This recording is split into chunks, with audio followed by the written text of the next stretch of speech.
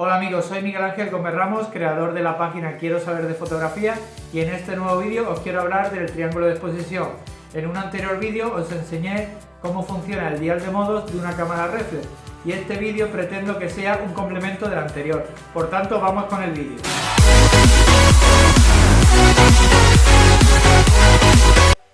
Y ustedes me diréis, ¿para aprender fotografía necesito saber esto del triángulo de exposición? Pues yo diría que sí, ya que es la teoría de la fotografía. Por tanto, vámonos a la pantalla y os explico qué es esto del triángulo de exposición y lo entenderás mejor. En el lado izquierdo del triángulo de exposición tenemos la apertura del diafragma, con sus respectivos pasos de apertura. En el lado derecho tendríamos la velocidad del obturador, también con sus respectivos pasos de velocidad, y en el lado inferior del triángulo tendremos la sensibilidad del sensor o ISO, también con sus respectivos pasos de ISO. ¿Qué tienen en común estos tres factores?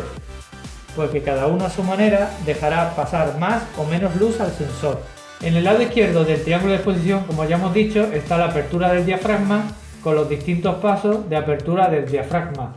A medida que vamos aumentando la apertura del diafragma a un número F mayor, al sensor irá entrando cada vez menos luz. Por tanto, la imagen que obtendremos será cada vez más oscura.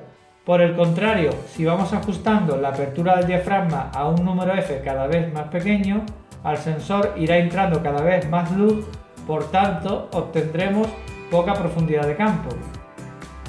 Para conseguir mucha profundidad de campo, deberemos de ir cerrando la apertura del diafragma a un número F mayor, y así conseguiremos que aparezca todo enfocado. Esta apertura del diafragma se utiliza normalmente para fotografía de paisaje.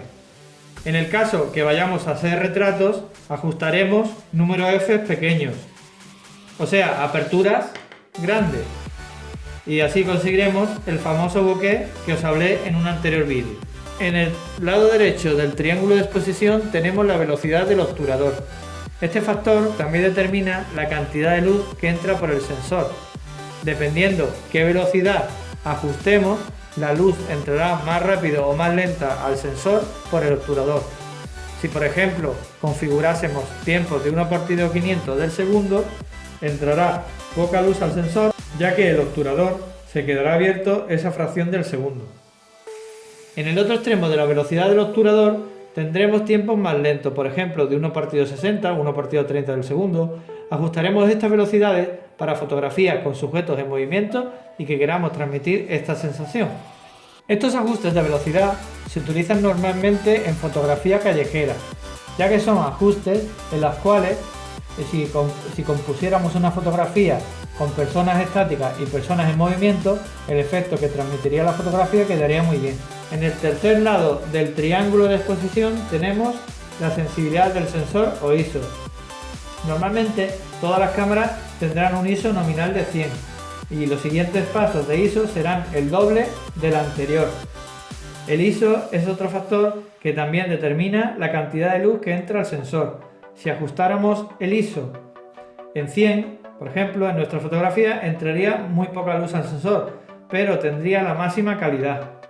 Al contrario, si nos encontráramos con ambientes de poca luz, deberemos ajustar ISOs altos, por ejemplo de 3200 o 6400, pero con el inconveniente de pérdida de calidad por el ruido digital que generan los ISOs altos en la fotografía. Los ajustes del triángulo de exposición también lo podremos compensar. En nuestras cámaras tenemos un botón con una imagen tal cual como esta, en la cual al pulsarlo obtendremos una gráfica como tenemos en la imagen. En la gráfica tendremos unos pasos y tercios de compensación.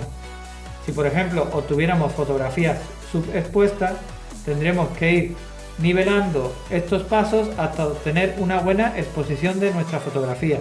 Y en el caso que obtuviéramos fotografías sobreexpuestas, también deberíamos de ir variando nuestros pasos y tercios de compensación hasta obtener una buena exposición. Os vuelvo a recordar que para aprender fotografía lo ideal es ajustar en el dial de modos de vuestra cámara el modo manual. Si ajustas el modo manual, el triángulo de exposición entraría en escena, por tanto deberás de ir ajustando estos tres factores como mejor te convenga. Bueno amigos, hasta aquí el vídeo de hoy. Espero que hayáis entendido esto del triángulo de exposición y cómo afecta a la fotografía.